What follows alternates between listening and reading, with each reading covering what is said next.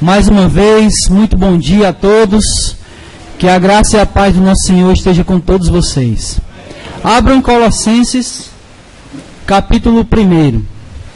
Se você achou, então deixe marcado Colossenses, capítulo 1. E vá comigo até Lucas, capítulo 8. Lucas 8, Colossenses 1, Lucas 8. Lucas 8, todo mundo achou? Amém. Versículo 25, diz assim: Então lhes perguntou, onde está a vossa fé? Atemorizados, eles se admiraram e diziam uns aos outros, quem é este, que dá ordem até aos ventos e à água? E eles lhe obedecem. Volte para Colossenses capítulo 1, feche seus olhos e vamos orar.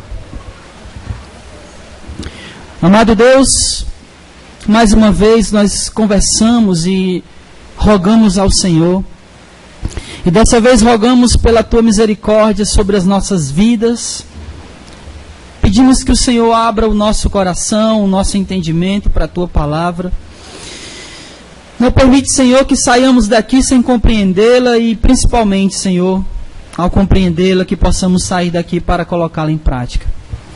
Em nome de Jesus, prepara o coração de todos nós, como um terreno é preparado para a semente.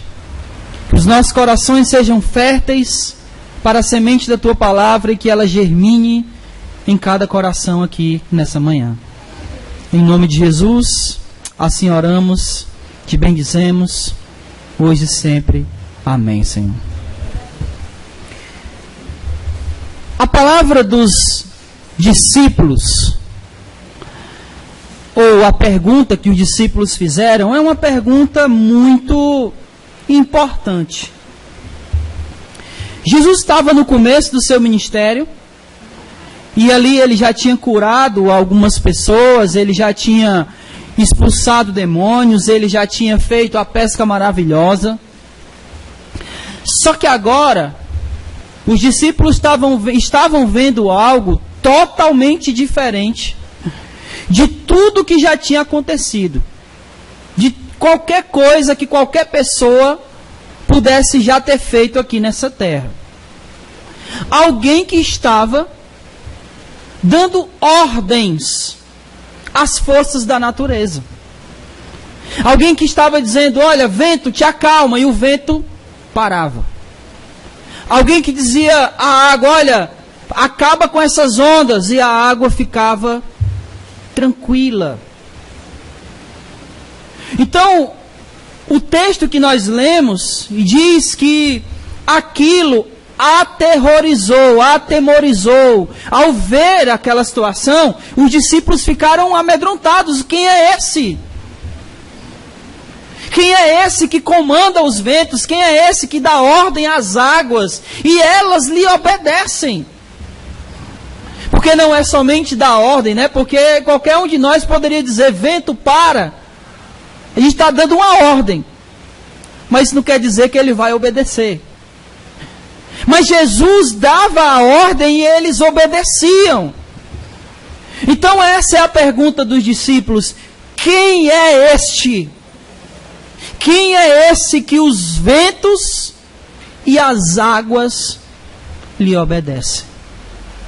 E o interessante é que lhe obedecem de tal maneira que, se preciso for, até de forma ela muda. Até a composição química da água mudou. Porque ela foi de H2O para vinho. Tal era a autoridade daquele que estava dando a ordem. Então quem é esse? Que até o vento e o mar, até o vento e a água lhe obedecem. Sabe, meus irmãos, nós temos um projeto de evangelismo aqui nessa congregação, amém? Todo mundo está ciente disso? E esse projeto nós iremos entrar com todo vapor, com toda a força para o ano de 2019. Será a nossa maior luta do ano que vem será esse projeto de evangelismo. A grande questão que eu queria que nós pensássemos hoje, nessa manhã, é: qual é o Jesus que eu quero levar para as pessoas? Que Jesus eu estou querendo anunciar? Quem é esse que eu vou falar sobre ele? O que eu queria que nós pudéssemos pensar é se nós, de fato, conhecemos Jesus. Tal qual a pergunta dos discípulos: quem é esse? Será que a gente de fato tem conhecido esse Jesus que comanda os ventos, que comanda a água, que dá ordens às forças da natureza e as forças da natureza lhe obedecem? Será que nós conhecemos esse Jesus de fato? Ou será que o nosso conhecimento a respeito de Jesus se limita apenas no fato de nós ouvirmos falar alguma coisa a respeito dele? Será que a nossa compreensão, que o nosso entendimento e conhecimento a respeito da pessoa de Jesus é tão profundo, a ponto de eu sentir quase como se eu tivesse me encontrado com ele face a face? Será que o meu conhecimento de Jesus está assim? Ou será que não? Pensando sobre isso, nos vem a seguinte pergunta: quem é Jesus? E se eu perguntar isso para você, o que você me responderia? Quem é Jesus? Pode falar. Consolador. O que mais? Oi? O dono da vida. O que mais? Amor. O que mais? Salvador. O que mais? Razão. O que mais? O Filho do Deus vivo. Justiça. E é interessante porque a justiça de Jesus é diferente da nossa. A nossa justiça é toma lá, dá cá. A dele é toma, né, e recebe perdão. Essa é a justiça dele. Mas o que mais? O verbo da vida, Deus, inspiração. Quem é Jesus? O Redentor. Jesus é tudo isso. Amém? Amém. Vocês creem assim como eu? Amém. E o que isso significa? Que diferença isso faz? Nós sabemos que Ele é tudo isso que vocês falaram e muito mais. E vai além. A questão não é nós sabermos o que Ele é, mas sabemos aquilo que Ele é interfere na minha vida. O que é que Jesus, sendo Redentor, significa para mim? Interfere diretamente na minha vida. Ele ser Salvador, Ele ser Senhor, Ele ser Deus. O que isso significa para mim? Que diferença isso faz na sua vida? O fato de você saber que Jesus é Deus. Qual é a diferença que vai fazer na sua vida você saber que Ele é o Filho de Deus, o Cristo, o ungido, o prometido, o Redentor, o Senhor, a justiça, o amor?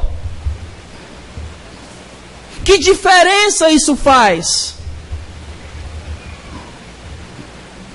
E saber o significado disso, a diferença disso, ou a diferença que isso faz na minha vida, é exatamente isso que é conhecer a Jesus. Conhecer a Jesus não é só saber sobre Ele. Conhecer a Jesus é quando aquilo que eu sei sobre Ele traz uma interferência verdadeira e real para a minha vida. Faz com que minha vida tenha um sentido a partir daquilo que eu conheço a respeito dele. Porque não se enganem. Na época de Jesus, muita gente conheceu a Jesus. Mas nem todos tiveram suas vidas transformadas. Porque quem Jesus era não interferiu na vida deles. Não significou nada para eles. Uma dessas pessoas, talvez, tenha sido Pilatos. Pilatos conheceu a Jesus? Sim ou não? Que diferença isso fez na vida de Pilatos? O rei Herodes, a quem Pilatos manda Jesus quando Jesus vai preso. Ele diz, olha, essa aqui é a jurisdição de Herodes. E manda Jesus para Herodes. E Herodes vai lá, querendo conhecer aquele que era o rei dos judeus. E ele se depara com aquela pessoa, sabe, toda ferida, machucada, ensanguentada, suja. E Herodes olha e diz, é esse? É esse o rei dos judeus? E ele conheceu Jesus, mas que diferença isso fez na vida do rei Herodes? Absolutamente nada. Então, meus amados, é sobre isso que eu gostaria de falar com vocês aqui na carta de Colossenses. Porque Paulo vai mostrar quem Jesus é. Não apenas quem ele é, mas aquilo que ele fez. E qual a diferença e resultado isso traz para nós, como servos desse Jesus que é o nosso Senhor. Amém? Para a gente entender melhor aqui, Paulo está combatendo uma heresia chamada heresia de Colossos. E essa heresia, ela tinha 4 pontos aqui, bem rapidinho: gnosticismo, legalismo, misticismo e asceticismo. Eram 4 coisas que juntas formavam a heresia de Colossos.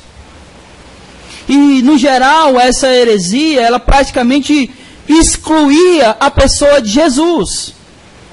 Porque o asceticismo, por exemplo, era uma filosofia de que se você se abstesse de tudo aquilo que te traz prazer físico, se você manter seu corpo puro, você poderia alcançar a Deus. Isso significava dizer que se eu conseguisse atingir a Deus através disso, eu não preciso de Jesus.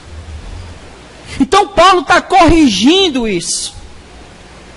Ele está trazendo Jesus que estava sendo colocado para as partes periféricas. Ele está trazendo Jesus para o centro. E não apenas trazendo Jesus para o centro, mas dizendo que Jesus é suficiente. Jesus, ele é o centro e é aquilo que é suficiente para nós chegarmos a Deus. Então Paulo vai tratar disso. E aqui no capítulo 1, Paulo faz 2 coisas. A primeira, do versículo 9 ao 11, ao 12, ele faz uma oração. E depois da oração, ele ensina a respeito de Jesus. E isso é uma coisa fantástica, que isso aqui é uma lição para todo líder, para todo pastor. Você precisa orar pela sua igreja, mas também precisa ensinar a sua igreja a respeito de Jesus.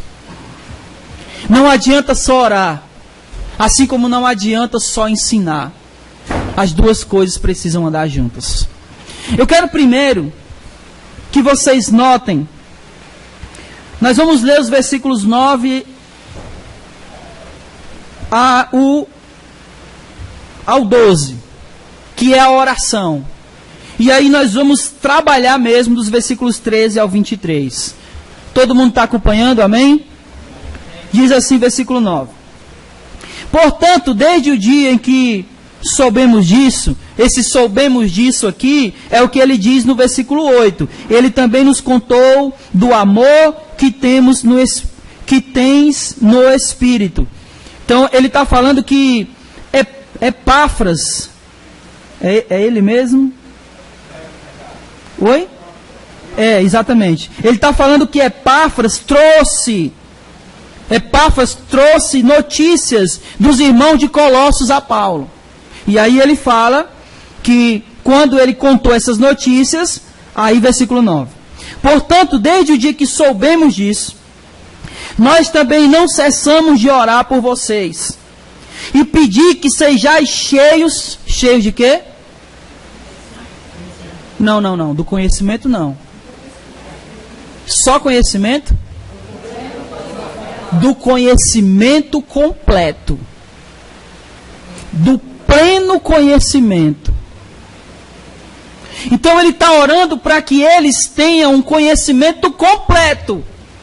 Não superficial, não pela metade, mas um conhecimento completo. E tendo esse conhecimento completo, de quê?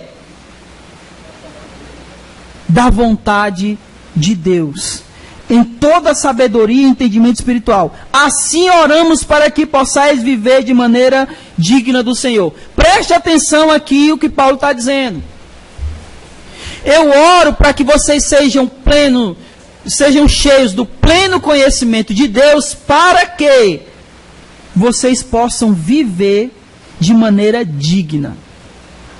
Como é que a gente vive de maneira digna? Conhecendo a Deus completamente, plenamente. É claro que completamente, plenamente seria impossível, mas dentro da possibilidade daquilo que nós podemos conhecer, nós precisamos conhecer a Deus, a Jesus, para que possamos viver de maneira digna. Versículo 10. Agradando-lhe em tudo, frutificando em toda boa obra e crescendo em quê? Crescendo em quê? No conhecimento. Preste atenção como isso é importante. Paulo está repetindo isso direto. Versículo 11. Fortalecidos com todo vigor, segundo o poder da sua glória, para que, com alegria, tenhais toda perseverança e paciência.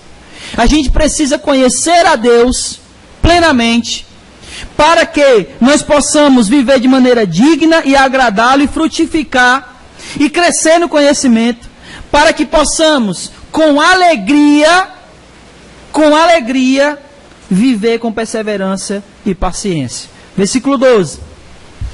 Dando graças ao Pai, que vos capacitou a participar da herança dos santos na luz.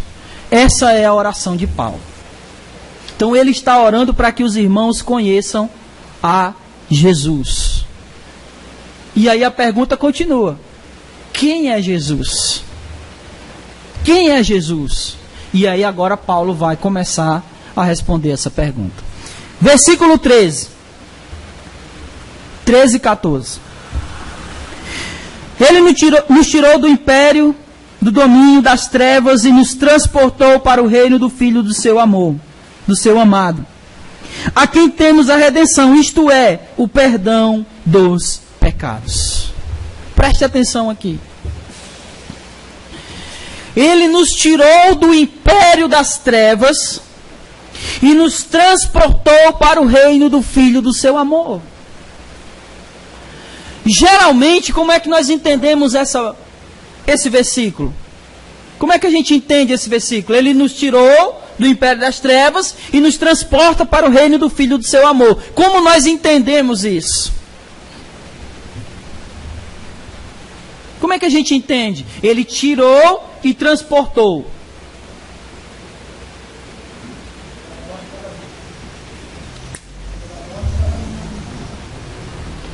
Nós temos um entendimento, muitas vezes, geográfico, não é?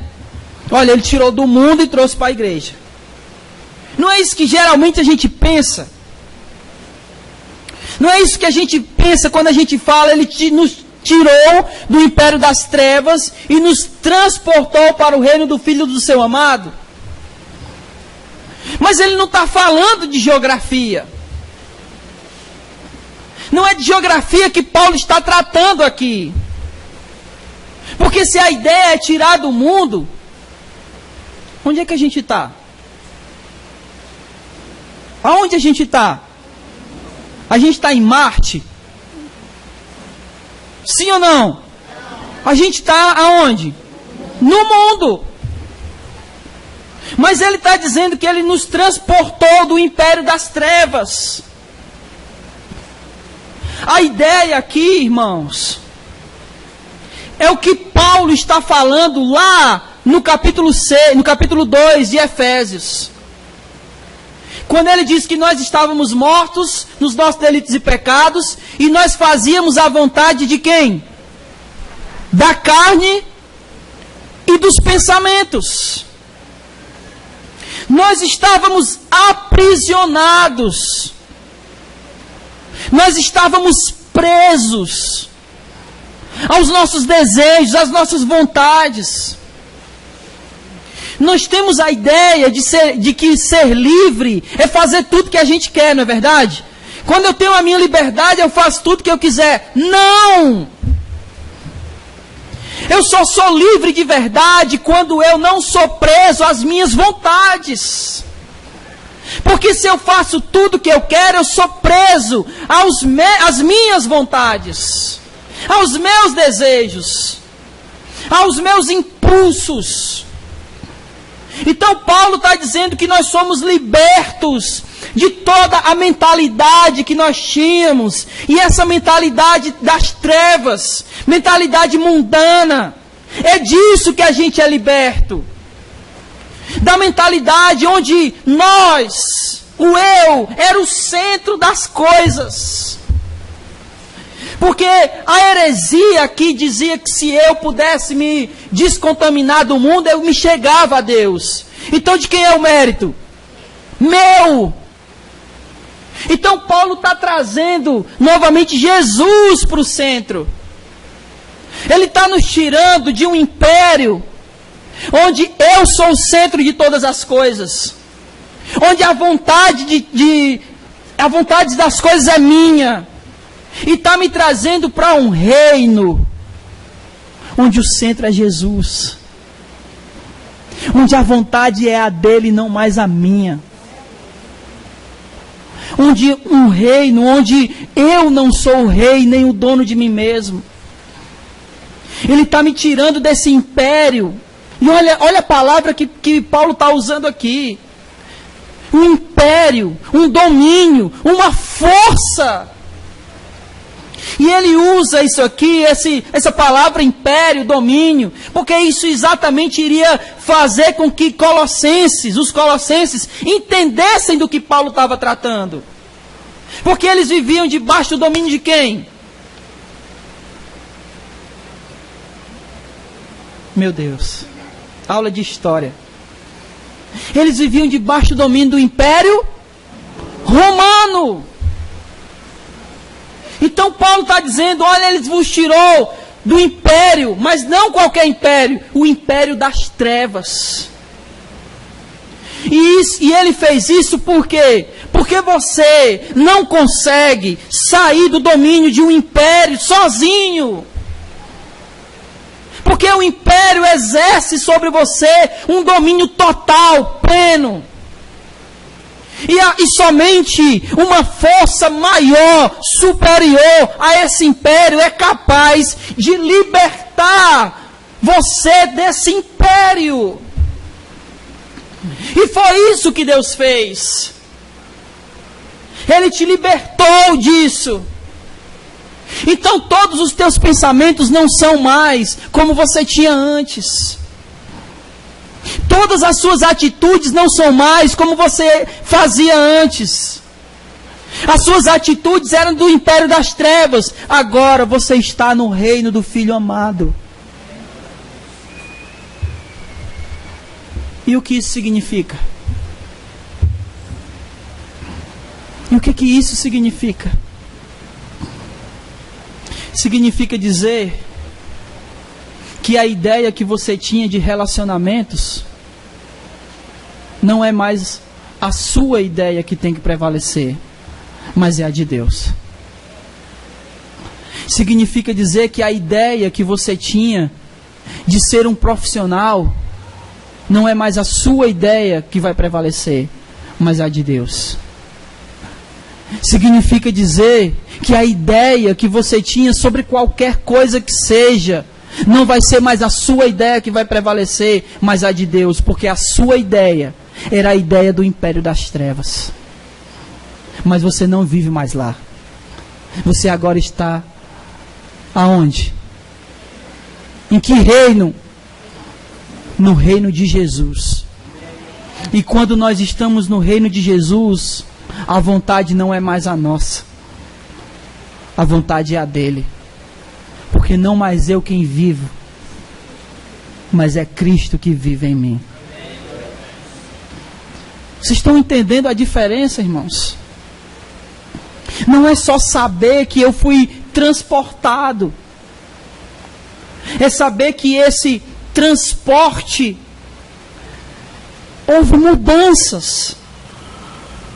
Não geográficas, mas aqui e aqui.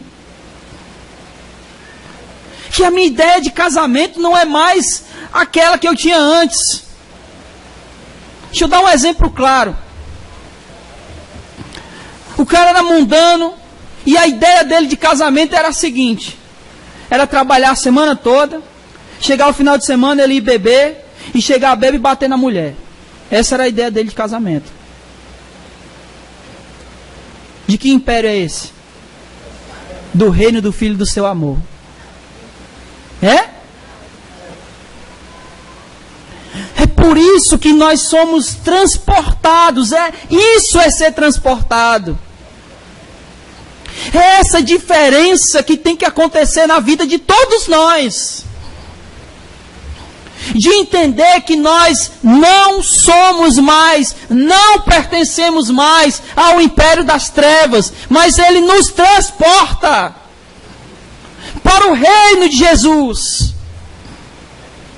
E o meu viver que agora nós vivemos é pela vontade de Deus e não mais pela nossa.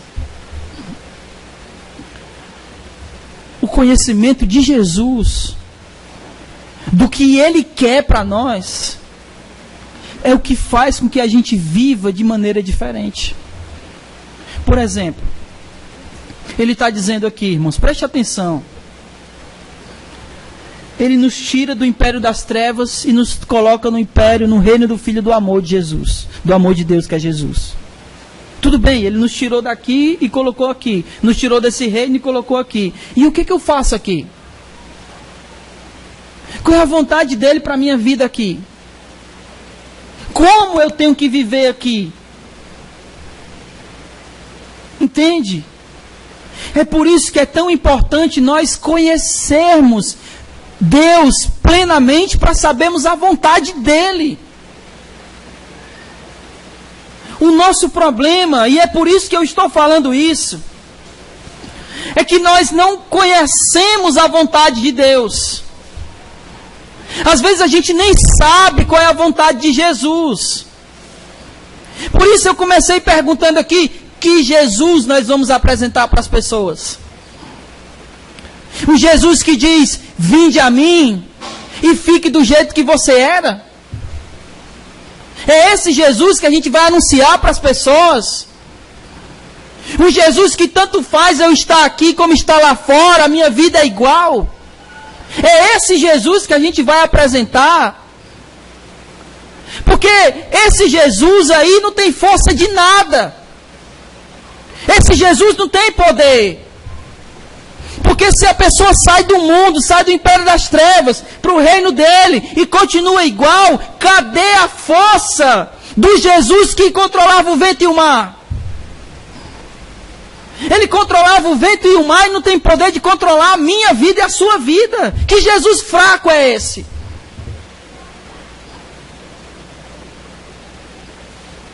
Que Jesus a gente vai apresentar para eles. Aquele que tem a força de nos arrancar da mão do império das trevas e trazer para o seu reino. É esse Jesus que a gente tem que anunciar. Porque Paulo está dizendo, falando sobre Deus o Pai, que Ele, Deus o Pai, nos tirou do império das trevas, nos transportou para o reino do Filho do seu amor, e Ele fez isso, versículo 14. Em quem temos redenção, isto é, perdão dos nossos pecados. Sabe quem Jesus é? Em primeiro lugar, Ele é o nosso libertador. Eu disse que só uma força maior pode nos arrancar do domínio de um império. E essa força que nos arrancou do império das trevas, essa força se chama Jesus de Nazaré. Ele nos liberta. Lembra lá do povo de Israel no Egito? Quem foi que libertou o povo? Quem? Graças a Deus. Vocês iam dizer que era Moisés. Moisés não tinha força de absolutamente nada. Quem arranca o povo lá é Deus. Quem manda as pragas é Deus. Quem abre o mar foi Deus. Quem fez cair pão e aves do céu foi Deus. Quem fez água sair da rocha foi Deus. E quando eles chegaram na terra prometida, o exército do povo de Israel era muito inferior àquelas nações que estavam lá. Mas Deus expulsou todas as nações para colocar o povo na terra. É desse Jesus que a gente tem que falar. Desse Jesus que cuida, que traz a libertação real. Talvez a gente não consiga proclamar essa libertação, porque a gente desconhece essa força que Jesus tem. E talvez até a gente nem creia. A gente faz assim, olha, eu vou pedir oração. Vai que dá certo. Eu vou orar para que o meu pai, a minha mãe, meus filhos, meus irmãos se convertam. Mas sabe, eles estão tão assim que não sei. Eu vou pedir a oração, vai que funciona. É como se nós crescemos numa espécie de mandinga.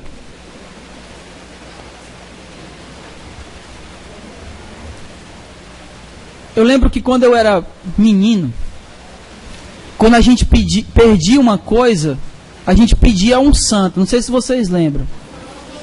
Aí o que a gente fazia? A pergunta é, você acreditava nisso de verdade?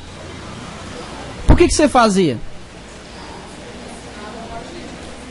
Sabe por que você fazia? Você pensava assim, eu não acredito muito não, mas vai que dá certo. Às vezes eu penso que é assim que a gente crê em Jesus. Eu até sei, sabe assim, eu ouvi dizer que ele era poderoso, então eu vou pedir a oração, vai que dá certo.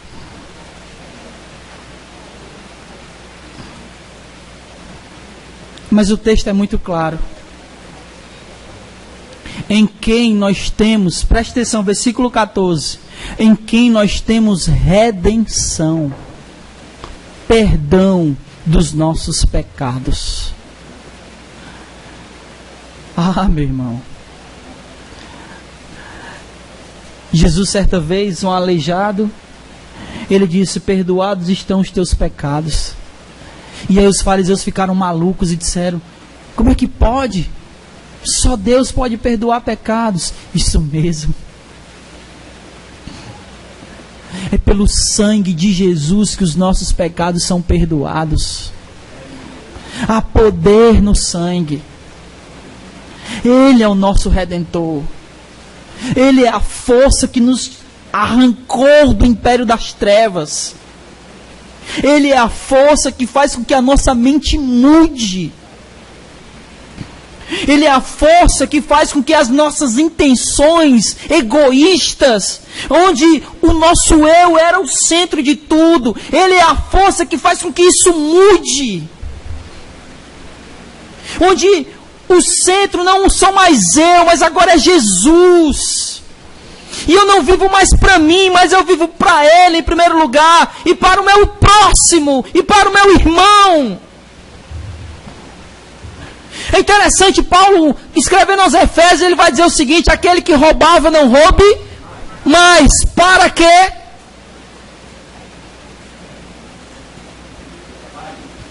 Não. Olha que coisa interessante. Aquele que roubava, não roube mais. Antes trabalhe para que possa ajudar o outro. O nosso trabalho é, em primeiro lugar, pensando em quem? No próximo. Não é aquele que roubava, não roube mais, trabalhe para que possa ter como se manter. Não, é para que possa ajudar o outro.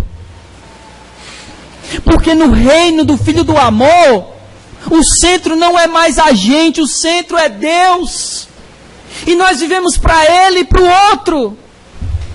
E a vontade de Deus é que a gente pense, primeiramente, nele, na vontade dEle.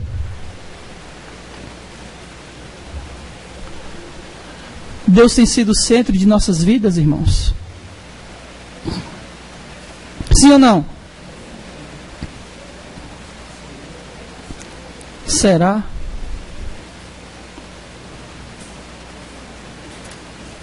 Quando nós recebemos o nosso salário, qual é a primeira coisa que passa pela nossa cabeça? As contas que eu tenho para pagar. Ele é o centro de verdade? Quando nós temos um tempo livre, qual é a primeira coisa que passa pela nossa cabeça? Lazer? Passeio? Ou oração? É muito engraçado como a gente canta coisas que a gente nem se dá conta que a gente não faz. É bastante para mim a tua graça. Quando falta dinheiro a gente fica desesperado. É bastante para mim a tua graça. Quando eu estou doente, meu Deus, eu fico maluco. Mas a graça não é bastante. Sabe, meus irmãos, nós só poderemos anunciar Jesus se nós o conhecermos. E nós só conhecemos a Jesus quando aquilo que nós sabemos sobre Ele faz diferença na minha vida. Porque nós somos tirados do império das trevas e transportados para o reino do Filho do seu amor. Nós somos transportados para o reino de Jesus. E nós ainda achamos que aquilo que satisfaz a nossa vida é a coisa lá das trevas. Nós ainda estamos procurando satisfação naquilo que satisfaz a minha vida, os meus prazeres. Ainda estou procurando satisfação naquilo que me satisfazia antes. Então, se a minha vida ainda é daquela maneira, eu ainda não estou no reino de Jesus. Porque Ele ainda não é o centro da minha vida. Eu gostaria que nós pudéssemos pensar sobre isso. Eu queria que todos nós pudéssemos pensar sobre isso. Eu não estou falando para vocês somente. Eu quero pensar junto com vocês. De que eu faço tão pouco por Jesus. Porque eu poderia fazer muito mais. Porque Ele poderia ser muito mais o centro da minha vida. Porque Ele fez por mim aquilo que eu não poderia fazer. Ele me arrancou do império das trevas. E me trouxe para a luz. Aquilo que nós não enxergávamos porque estávamos nas trevas, agora estamos na luz de Jesus. Versículo 15. Ele é a imagem do Deus invisível, o primogênito sobre toda a criação. É engraçado que Tomé disse assim: Senhor, mostra-nos o Pai, isso já basta. Mas Jesus disse: há tanto tempo eu estou com vocês. Quem vê a mim, vê o Pai. Sabe, Paulo estava falando aqui que eles deveriam conhecer a vontade de Deus. E talvez a pergunta óbvia é: mas como é que eu vou saber a vontade de Deus se eu não conheço Deus? E aí Paulo está dizendo: vocês querem conhecer Deus? Conheçam Jesus, porque Ele é a imagem de Deus. E a ideia aqui, porque quando a palavra que é traduzida aqui, que é traduzida para imagem, é uma palavra, não que ela esteja traduzida errada, ela está traduzida correta. Mas a ideia que nós temos de imagem é errado e não condiz com a ideia que Paulo está querendo expressar aqui. Porque quando nós falamos de imagem, nós pensamos em quê? Nós pensamos no espelho. E quando nós nos olhamos no espelho, o que é que nós estamos vendo? Mas aquilo é a gente? Sim ou não? Não! É só um reflexo. Eu estou aqui. O espelho reflete a minha imagem, mas o espelho, a imagem lá, não sou eu. Então a ideia que Paulo está colocando aqui não é essa. A ideia, quando ele diz que ele é a imagem, ele está dizendo que ele é o próprio Deus. Encarnado, refletido, mostrado. Então esse é Jesus. Ele é a imagem perfeita de Deus. Vocês estão pegando aí? Em primeiro lugar, Jesus é o quê? Não. Ele nos libertou. Então ele é o nosso. Em segundo lugar, ele é a imagem de Deus. A imagem perfeita. E se eu quero conhecer a Deus, eu preciso olhar para Jesus. Se eu quero saber a vontade de Deus, eu preciso saber a vontade de Jesus. Amém? Vocês estão acordados? Está difícil? Guarda aí para o almoço. Versículo 16. Só um detalhe. No versículo 15 ele diz que ele é o primogênito de toda a criação. Isso não significa que Jesus foi criado. Ele está falando aqui da primogenitura, do direito de primogenitura. Então o primogênito ele tem direito à herança. Então quando ele está dizendo que ele é o primogênito de toda a criação, significa que ele é o herdeiro de toda a criação. Por quê? Versículo 16. Porque nele foram criadas todas as coisas, nos céus e na terra, as visíveis e as invisíveis, sejam tronos, sejam dominações, sejam principados, sejam poderes. Tudo foi criado por ele e para ele. Ele é Jesus, ele é o Criador. Ele é o Criador. E o que isso significa? Que diferença isso faz? Que nós somos a criatura. E daí? Uma vez, eu lembro que... Eu não lembro o que era. Mas era alguma coisa que alguém tinha feito. E depois de fazer, ele quebrou. E aí alguém disse, mas tu quebrou isso aí que tu fez, ele daí, não era meu, não foi eu que fiz, eu faço o que eu quiser.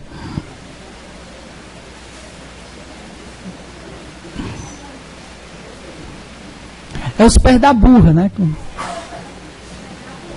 Mas é verdade. Isso significa que se Deus é o Criador, se Jesus é o Criador, e nós somos essa criação, significa o quê? Que Ele faz o que Ele quiser com a gente. E que quando nós estamos passando por alguma situação de tribulação,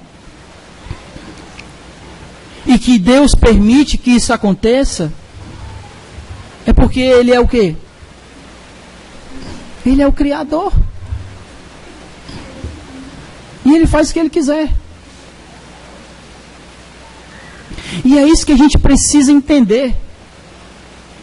Porque se nós não entendermos que Jesus é o Criador e Ele faz o que Ele quer, quando Ele quer, como Ele quer, olha o que o versículo 16 termina dizendo. Porque tudo foi criado por Ele e para Ele. Então nós podemos anunciar um Jesus que está aqui para satisfazer os desejos e as vontades das pessoas, e não é esse o Jesus da Bíblia. O Jesus da Bíblia é aquele que criou todas as coisas, que por meio dele foram criadas todas as coisas, e que todas as coisas foram criadas para Ele, para dar glória a Ele, para dar louvor a Ele, para darem suas vidas para Ele. É nós que somos os servos.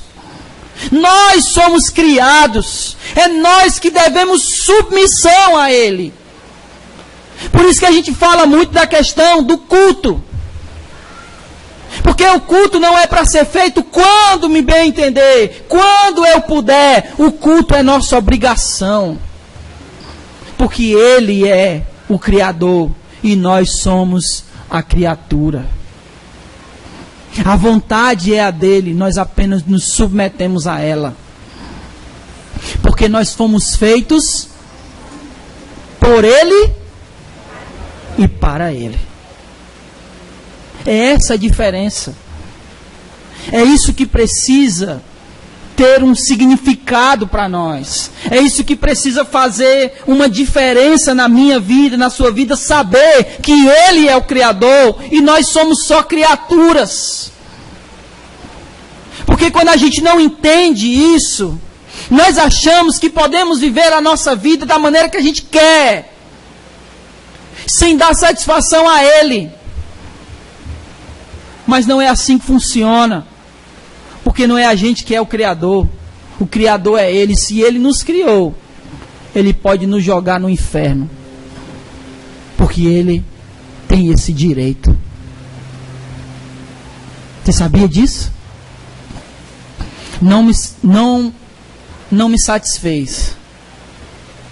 Inferno. Ah, Senhor, foi eu que fiz.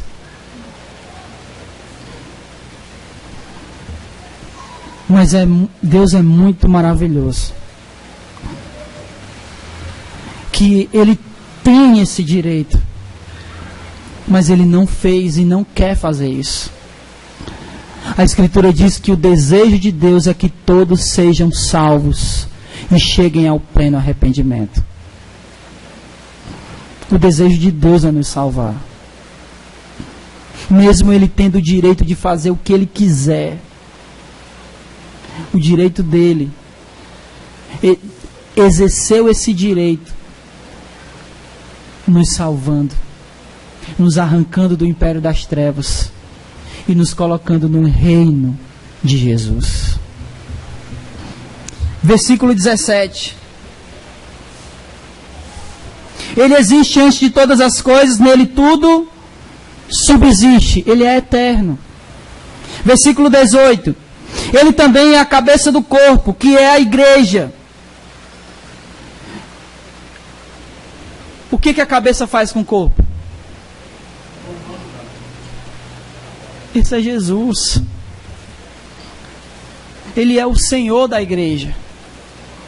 e significa muitas coisas, mas entre essas coisas que pode significar, significa que a igreja só pode fazer aquilo que o Senhor determinar. Ela não pode ir além. Ela não pode ultrapassar, porque existe um Senhor. Aliás, existe só um Senhor. E esse Senhor é Jesus. Versículo 18. Ele é o primogênito, o primogênito dentre os mortos, para que em tudo tenha o primeiro lugar, em tudo tenha a primazia. Ele foi o primeiro a ressuscitar, sabe para quê? Para que eu e você pudéssemos ressuscitar no último dia. Ele foi o primeiro. Versículo 19. 19. Porque foi da vontade de Deus que nele habitasse toda plenitude. Olha que coisa legal. Lá no versículo 9, ele diz que nós temos que ter o pleno conhecimento de Deus. Não é isso que ele diz lá?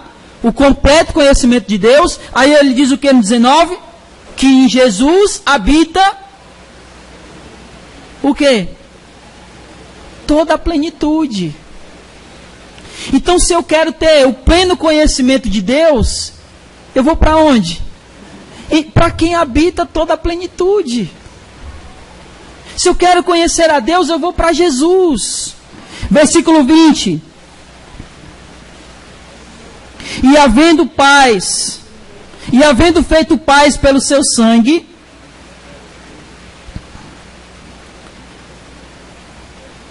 o sangue da cruz, por meio dele, reconciliar-se consigo mesmo todas as coisas, tanto as que estão no céu, como as que estão na terra. Jesus é o nosso reconciliador. Paulo, escrevendo aos Romanos, ele diz que nós éramos inimigos de Deus. Que nós estávamos em guerra, em rebelião contra Deus. Então Jesus é aquele que traz a paz. E ele faz isso através de quê? Do seu sangue. Deixa eu explicar aqui uma coisa.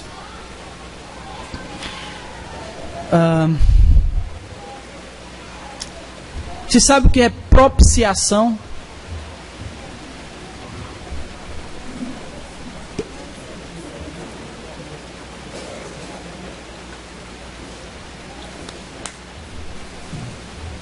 Deixa eu explicar. Tem uma divindade e tem os servos dessa divindade. Esses servos, eles cometem alguma maldade que deixa essa divindade irada. E aí, os servos precisam fazer alguma coisa para aplacar essa ira dessa divindade. Isso se chama propiciação. É fazer alguma coisa para que essa divindade que está virada, ela aplaque a sua ira, acabe com a sua ira. E geralmente, em todas as religiões antigas, isso só era feito através de uma maneira. Como era? Sacrifício. Na religião dos judeus, eles sacrificavam animais, e nas religiões pagãs, eles sacrificavam pessoas. Então Jesus, ele pelo seu sangue traz a paz. Porque Deus, Paulo diz aos Romanos, desce do céu, a ira de Deus se manifesta do céu contra toda a impiedade e maldade do homem. Então o sangue de Jesus, ele foi a propiciação, como Paulo diz, pelos nossos pecados. Ele aplacou a ira de Deus ao derramar o seu sangue. É por isso que Paulo está dizendo aqui aos Colossenses que o sangue dele traz a paz. Porque nós estávamos em guerra contra Deus. E o sangue de Jesus, que aplacou a ira de Deus, trouxe a paz entre nós e o nosso Senhor. É isso que Paulo está dizendo aqui. Que que o sangue derramado na cruz nos reconciliou, trouxe paz. E olha que coisa maravilhosa, não só no céu, mas ele reconciliou até coisas celestiais. Olha só como é que termina o versículo 20. Todas as coisas, tanto as que estão na terra, como as que estão no céu. Versículo 21. Aliás, Jesus é o nosso reconciliador e é o único, preste bem atenção, o único mediador entre Deus e os homens. Assim como Paulo diz em Timóteo 2,5, só há um mediador entre Deus e os homens, Jesus Cristo, homem. O que isso significa? Que não precisa de ninguém te cobrindo espiritualmente, porque a nossa cobertura espiritual se chama Jesus de Nazaré. Ele é o nosso mediador. Eu não preciso de mais ninguém para me chegar a Deus. Versículo 21. A vós também, que no passado erais estrangeiros e inimigos no entendimento por causa das vossas obras más, agora ele vos reconciliou no corpo da sua carne. Olha que coisa maravilhosa. Por que ele está dizendo que ele nos reconcilia no corpo da carne? Porque a igreja é o que de Jesus? É o corpo. E ele, Jesus, é a cabeça. Eu acho isso fantástico, porque quando nós trabalhamos a ideia da trindade, nós vemos lá Deus, que sendo uma trindade, Pai, Filho e Espírito Santo. E essa trindade, ela tem uma harmonia, uma comunhão perfeita, onde Pai, Filho e Espírito são o mesmo Deus. Isso significa dizer que essa comunhão perfeita, onde Jesus está inserido, e se nós estamos em Jesus, Ele nos leva para dentro dessa comunhão com a trindade. Isso é maravilhoso, irmãos. Nós estamos dentro daquela comunhão perfeita de Pai, Filho e Espírito. Porque o Filho, nós estamos no Filho e o Filho está em nós. Nós fazemos parte do seu corpo. É a mesma ideia que João vai tratar lá no capítulo 15 de João, do Evangelho de João, da videira. Jesus é a videira e nós, os ramos. Os ramos que foram enxertados nessa videira. Os ramos que não faziam parte, mas agora são parte dessa videira. Aqueles que não eram, vós que no passado eram estrangeiros, agora Ele vos reconciliou no corpo da sua carne, pela morte, a fim de vos apresentar santos, inculpáveis e irrepreensíveis diante dele. Meu irmão, esse é Jesus. Esse é Jesus. Jesus é o nosso libertador. É a imagem perfeita de Deus. Ele é o Criador, Ele é eterno, Ele é Senhor. Ele é o primeiro na ressurreição. Ele é a plenitude de todas as coisas. Ele é o reconciliador. E Ele é aquele que nos enxertou no seu próprio corpo. Esse é Jesus. Esse é Jesus. É esse Jesus que nós temos que apresentar para os de fora. É esse Jesus que nos libertou do império das trevas, que teve o poder de nos arrancar e nos trazer para a luz. É esse Jesus que nós servimos, porque acreditamos que Ele é o nosso Senhor, Criador, e Ele é a cabeça da igreja. É esse Jesus. Então, quando nós partirmos para fora, para evangelizar, é esse Jesus que nós temos que apresentar. Não é um Jesus que está aqui submetendo a nós, onde nós dizemos, olha, eu quero isso e ele tem que fazer, porque afinal de contas, eu dou a minha oferta e o meu dízimo. Como eu vi outro dia, um desses líderes religiosos dizendo que Deus tinha a obrigação de nos abençoar, de nos prosperar, quando nós dávamos a oferta e o dízimo para Ele. Como se Deus precisasse de alguma coisa. Eu quero deixar bem claro aqui a nossa posição de servo. Deus não precisa da nossa adoração. Eu uma vez ouvi alguém dizendo, olha, Deus, Ele criou o homem porque Ele queria ser adorado. Deus não precisa disso. Primeiro, porque Ele tem os anjos. E segundo, porque Ele é uma trindade. Então na trindade, Pai, Filho e Espírito se louvam. Ele é completo em si mesmo. Então se Deus não precisa de nós para absolutamente nada, então por que Ele nos criou? Porque Ele quis. Porque Ele é o Deus. Porque Ele é o Criador. Porque Ele quis fazer um ser que vivesse para a sua glória. A grande questão, irmãos, é se nós estamos vivendo para a glória dEle. Se nós estamos vivendo, como Ele diz no versículo 10, de maneira digna do Senhor, agradando-lhe em tudo. É isso que a gente precisa meditar e pensar. Se nós conhecemos Jesus, de maneira que o nosso conhecimento a respeito dele traga alguma diferença para o meu viver. Se o meu conhecimento a respeito de Jesus muda o meu casamento, muda a minha vida profissional, muda tudo. Porque tem que mudar. E se não mudar, eu não conheço a Jesus. Eu só ouço falar dele.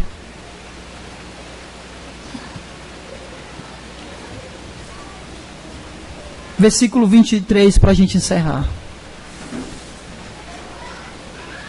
Ele termina o versículo 22 dizendo que nós precisamos nos apresentar diante dele irrepreensível e inculpável. Aí tem uma condição. Se, versículo 23, se é que permaneceis na fé, fundamentados e firmes, sem vos afastar da esperança do Evangelho, que ouvistes e que foi pregado a toda criatura debaixo do céu, do qual eu, Paulo, me tornei ministro. Quando ele fala, se é que permaneceis na fé, a fé aqui não é um acreditar. A fé é aquele conjunto de doutrinas que Jesus pregou e os apóstolos pregaram. Se eu permaneço nisso, eu estou diante dele inculpável e irrepreensível. Fundamentado e firmes, sem vos afastar da esperança do Evangelho. Qual é a esperança do Evangelho? Qual é a esperança do Evangelho? Versículo 12, olha aí. Dando graças ao Pai que vos capacitou a participar da herança dos santos na luz. Qual é a esperança do Evangelho? Qual é a herança dos santos na luz? A vida eterna. Essa é a esperança do Evangelho. A esperança do Evangelho não é que se nós estamos doentes vamos ficar curados. A esperança do Evangelho não é se a gente está desempregado e vai arranjar um emprego.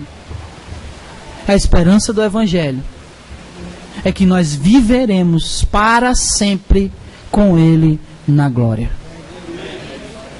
Essa é a esperança do Evangelho e a herança dos santos. Que ouviste que foi pregado a toda criatura debaixo do céu, do qual eu, Paulo, me tornei ministro. Amém. Quem é Jesus? Quem é Jesus? Libertador, Salvador, Deus.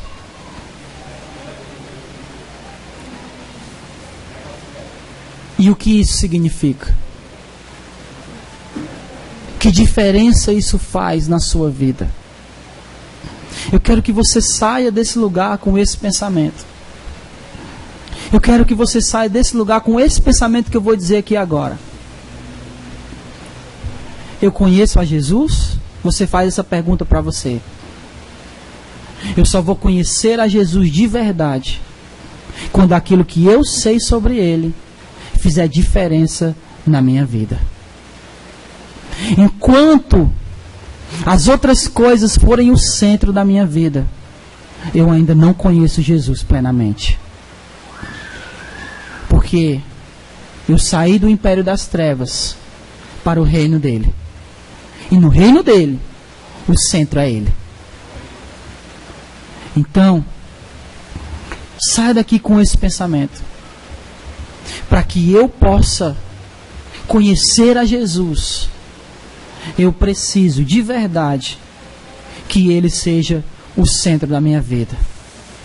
Eu preciso de verdade que esse conhecimento que eu tenho dele interfira diretamente nas minhas ações, nos meus pensamentos, naquilo que eu falo, naquilo que eu digo.